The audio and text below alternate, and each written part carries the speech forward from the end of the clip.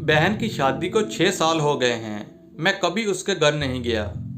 ईद शबरात कभी भी अब्बू या अम्मी जाते हैं। मेरी बीवी एक दिन मुझे कहने लगी, आपकी बहन जब भी आती है इसके बच्चे घर का हाल बिगाड़ कर रख देते हैं, खर्च डबल हो जाता है और तुम्हारी माँ हमसे छुप छुपा कर कभी उसको साबुन की पेटी देती है, कभी कपड़े, कभी सरफ के डब्बे और कभी कभार तो चावल का थैला भर देती हैं। अपनी माँ को बोलो ये हमारा घर है, कोई खैरात सेंटर नहीं। मुझे बहुत गुस्सा आया। मैं मुश्किल से खर्च पूरा कर रहा हूँ और माँ सब कुछ बहन को दे देती है। बहन एक दिन घर आई हुई थी, उसके बेटे ने टीवी का रिमोट तोड़ दिया।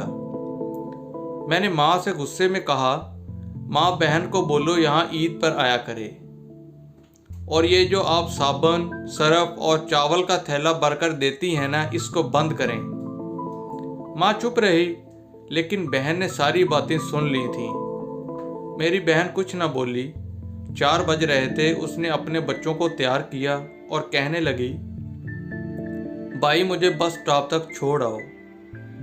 मैंने झूठे मुंह कहा रह लेती कुछ दिन, लेकिन वो मुस्कुराई नहीं और कहने लगी, भाई बच्चों की छुट्टियां खत्म होने वाली हैं। यहाँ पर एक और बात, जब हम दोनों भाइयों में ज़मीन का बंटवारा हो रहा था तो मैंने साफ इनकार किया था कि भाई मैं अपनी ज़मीन में से बहन को हिस्सा नहीं दूंगा। बहन सामने बैठी थी, वो खामोश थी, कुछ ना बोली। माँ ने कहा बेटी का भी हक बनता है, लेकिन मैंने गाली देकर कहा कुछ भी हो जाए मैं बहन को हिस्सा नहीं दूंगा। मेरी बीवी भी बहन को बुरा भला कहने लगी थी, वो बेचारी खामोश थी। बड़ा भाई अलहदा हो गया। कुछ वक्त के बाद मेरे बड़े बेटे को टीबी हो गई। मेरे पास उसका इलाज करवाने के पैसे नहीं थे। बहुत परेशान था, कर्ज भी ले लिया था 1 लाख रुपए। भूख सर पर थी, मैं बहुत परेशान था। कमरे में अकेला बैठा हुआ था, शायद हालात पे रो रहा था। उस वक़्त वही बहन घर आ गई। मैंने गुस्से से बोला, अब ये आ गई है मनहूस। मैंने बीवी को कहा कुछ तैयार करो बहन के लिए। बीवी मेरे पास आई और कहने लगी, कोई ज़रूरत नहीं गोश्त या बिरयानी पकाने की इसके लिए। फिर 1 घंटे बाद बहन मेरे पास आई और कहा, भाई परेशान हो? बहन ने मेरे सर पर हाथ फेरा और कहा, बड़ी बहन हूँ तुम्हारी, गोद में खेलते रहे हो, अब देखो मुझसे भी बड़े लगते हो। फिर मेरे करीब हुई, अपने पर्स से सोने के कंगन निकाले, मेरे हाथ में रखे और आहिस्ता से बोली, पागल तू ऐम ही परेशान होता है, बच्चे स्कूल थे। मैं सोचा दौड़ते दौड़ते भाई से मिल आऊं, ये कंगन बेचकर अपना घर का खर्चा और बेटे का इलाज करवा। शक्ल देख जरा अपनी, क्या हालत बना रखी है। मैं खामोश था, बहन की तरफ देखे जा रहा था।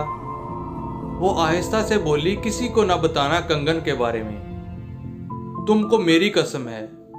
मेरे माथे पे बोसा किया और 1000 रुपये मुझे दिया, जो कि 100 और 50 के नोट थे, शायद उसकी जमा पूंजी थी। मेरी जेब में डालकर बोली, बच्चों को गोश्त ला देना, परेशान ना हुआ कर। उसके बाद उसने अपने हाथ मेरे सर पर फेरा और वह जल्दी से जाने लगी। मैंने उसके पैरों की तरफ देखा, टूटी हुई जूती पहनी हुई थी, पुराना सा दुपट्टा ओढ़ा हुआ था। जब भी आती थी वही दुपट्टा ओढ़कर आती थी। बहन की इस मोहब्बत में मैं मर गया था। हम भाई कितने मतलब परस्त होते हैं, बहनों को पल भर में बेगाना कर देते हैं और बहनें भाइयों का ज़रा सा दुख बर्दाश्त नहीं कर सकती। इसके साथ मेरी आंखें भी नम थीं। हमारी बहनें अपने घरों में जाने के बाद कितने दुख सह रही होती हैं। कुछ लम्हे बहनों के पास बैठकर हाल पूछ लिया करें, शायद कि उनके चेहरों पर कुछ लम्हों के लिए एक सुकून आ जाए।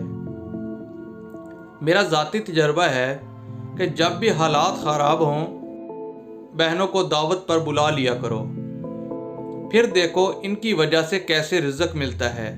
और हम समझते हैं कि इनके आने से अखराजात बढ़ जाते हैं या इनको माँ दे देती है। कुछ तो हमारे घरों में कमी होती है। तो मैं ये बता दूं कि जब तक बहनों पर मेहरबान रहते हैं, अल्लाह रिज़्क़ का सबब बनाए रखता है। बहनें ماں کا روپ ہوتی ہیں۔